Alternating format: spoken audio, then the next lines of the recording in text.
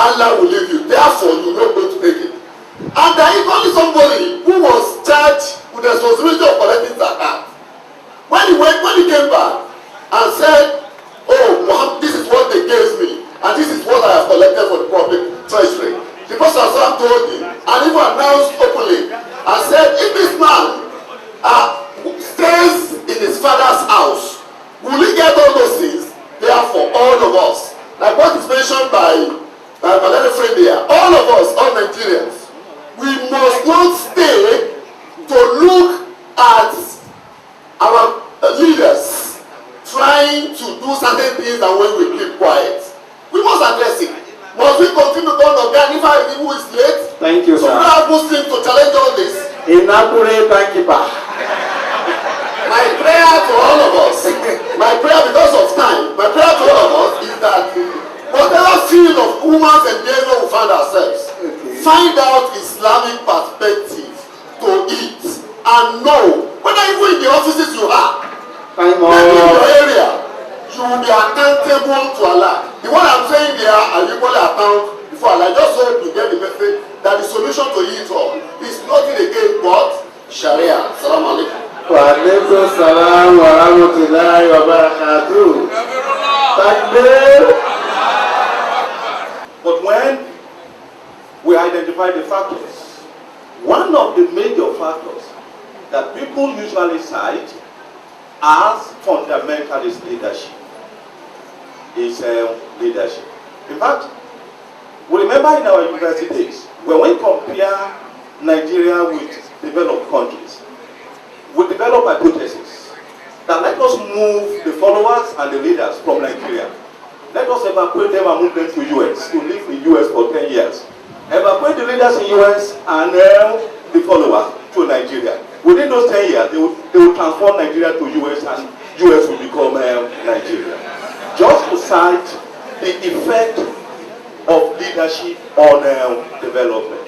And the problem we face is that people do not understand the concept of leadership and the relationship between leadership and other related concepts. When we talk of leadership, we are referring to the ability of a person to influence people to attain common goals. Then there is a distinction between what we call a leader and a boss. Because most of the people occupying positions of leadership in this country, they can be regarded as just presenting themselves as boss. Because they are interested, when we talk of leadership, there are two basic ingredients of leadership: authority and responsibility. And because there is authority and responsibility, there is also accountability. So, but most of the leaders we have today, they are only interested in the purple side of the office, the cars, the drivers, and that is why everybody wants to be a leader. They are not interested in showing the responsibility. They only want to exercise the authority. And that is why in modern management today, the emphasis of leadership in modern management today is on what we refer to as transformational leadership, not transactional leadership.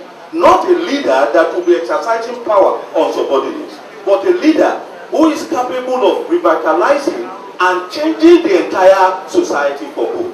And that is why people usually cite the example of John F. Kennedy, Martin Luther King, because they believe that they have vision and they translated their vision into reality. If they believe that they are fair and they are firm leaders. But when you look at the qualities of leadership, you will strongly believe that the quality of leadership we can find in the Prophet Muhammad sallallahu alaihi wasallam. If you talk of visionary, if you talk of politics, if you relate, if you even move to the area of management of the economy, then you regard the Prophet as the best leader. And that is why the problem we face in Nigeria today, the process of selecting our leaders. We base our selection process on issues that are not relevant.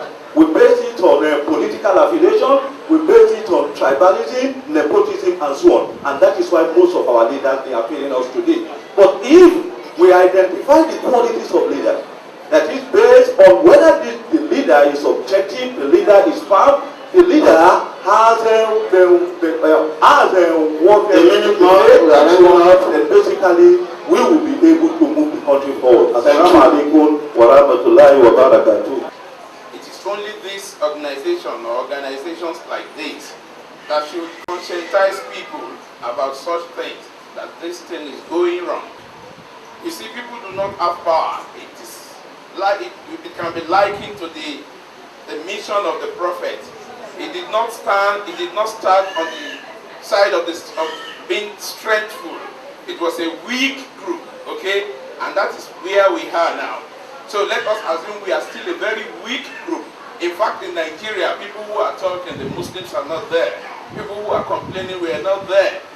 A corporate organization like this can start, and we start to educate ourselves. That, do you know that this is in the Constitution? Do you know that, you see, the local government, I wouldn't want to speak for them, but you know, sir, more than I do, that the two bigger arms had strangulated them in a manner that they may not be able to act. They only act by your grace, the state governors and the president. So all these are not there, and we can fight for them. Because after we have acquired enough education, we can now stand out. People will trust us. But if you just come out and say somebody from Companion is going to House of Assembly, he has just said it. The power that be in the AC will not give him the ticket. And the politicians among you here know. So what I'm saying is that the first stage is that of education. And while educating ourselves, the politicians should resolve amongst us that they are not going to scuttle the program. The second is now going for action when you have enough enlightenment. You see, because I am going to say that most of the time one may not act, as Imam Ali has said in Naju Balaga, that it's, you know, the Prophet and even Allah has said it, that even when you do not support something, you may not be able to talk, because that is the kind of nation that we are in now. And that is when it talks about the Ibadur Rahman, it says, "Idha maru bil-lagwi, maru kiraman." And the hadith of Muslim that says that you can detest it by your heart. So the second stage is going for action. By the time we are able to put it in writing, a companion telling us that, do you know that as Muslims, these are your rights? And we start assimilating this, testing it at different places. It doesn't have to be Lagos alone. If something is wrong in Adamawa, because we are Nigerians, we can test it, take it, petition the ICPC, the EFCC, and see reaction. And then when we move to the level of action, then we shall be able to participate. And when we are participating too, we must be able to monitor. We were not able to monitor most of our brothers and sisters who have been to the house, and those who are going there now, we may not be able to monitor them. Because when they were planning to go, we did not do anything as a collective group to get them there. But if we have people that we have sponsored, a person that has not spent a penny all by himself and is in the House of the Representative, then we have a duty to say that because we are concerned, we are interested, tell us what is going there. If you are not able to say it because of the fact that some powers will not allow you to have your voice there, we from outside, as a electorate, should be able to do that. And I think these are the two parts of the lecture. Conscious of the time of Salah, I would like to use maybe again 2 minutes, like you said. I hope my 2 minutes will be like it. Not like it. You are a university president, I'm not one. Yeah, I will still manage it. I think I want to also agree with him. Our guest speaker, a former national leader of the Muslim students, former secretary of Africa in Islam Conference, Islam in Africa Conference, former special advisor to Vice President Atiku, former House of Rep, former ACN national secretary. So it's not, therefore, it's talking from not only area of theory, but strong area of practice. I think the beauty of your lecture is that I've seen some people who have said, yes, I'm going to do politics now. People who I thought would never be people who are very bearded. Why are you looking at me? I've seen 2, 3, 4 people who you have converted this afternoon by that talk. And I think this is going to be about the 5th series that we have been discussing the issue like this. The challenge that we have now is to transform many of these thoughts into action, into booklets where we can let other people kickstart the process. I'm sure this talk will not be for nothing. I'm sure that subsequently action will follow. It's even good now. You have just told us it's never too late. I want to say it has been really motivating. I'm sure that many of our people are already converted. Inshallah, I hope when next you come, you will see the fruit of this work. Wassalamu alaikum. There is still no water to drink in the municipality. In the state capital itself, you can't find water to drink. When we have dams that have got more than enough water that we require. For 12 years, we have been spending billions and billions and there is no water to drink.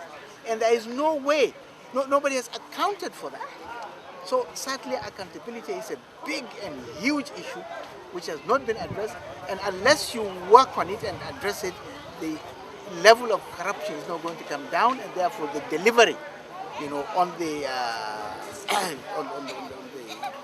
the delivery to the ordinary people of democracy and all that it entails and the expectations are going to be almost zero. All right, so as an elder statesman, sir, taking a look at the situation of the country and the challenges that the common man will have, how do you think other people like us, can demand for accountability from our leaders? The ordinary person has a lot of role to play, either as a citizen or as a group, community-based organization, civil society, professional groups, like the Bar Association, like the Manufacturers Association, like the accountants, if they have their own association, architects, they have their own association, Nigerian Society of Engineers, they all have a role to play, either collectively or individually, because there are insufficient laws in the ICPC Act, in the EFCC Act. In fact, in the very process of recalls using your own representative, you have got so many, you can. What has happened is that many people have pulled back and become laid back, thinking out of their ignorance, because they have not read these laws and they have not really woken up to the challenges, thinking that somebody is going to do this for them, and nobody is going to do that for them. All right, finally, sir, you made mention that people can also remove their representative if they don't want him anymore. Can you shed more light on that, please? There is what is called the recall provision in the Electoral Act, which is also backed by the Constitution, that if any group of people in a constituency don't want their representative, all they need to do is to go back to their representative, take certain number of signatures indicating why they don't want him in that place, and then they make the submission to either the House of Assembly, if he's a member of House of Assembly, or to the House of Representatives, or even to the Senate for that. Truly he is the one, he has no father or son. Truly he is the one, he has no father or son. Everything in creation was by him begun.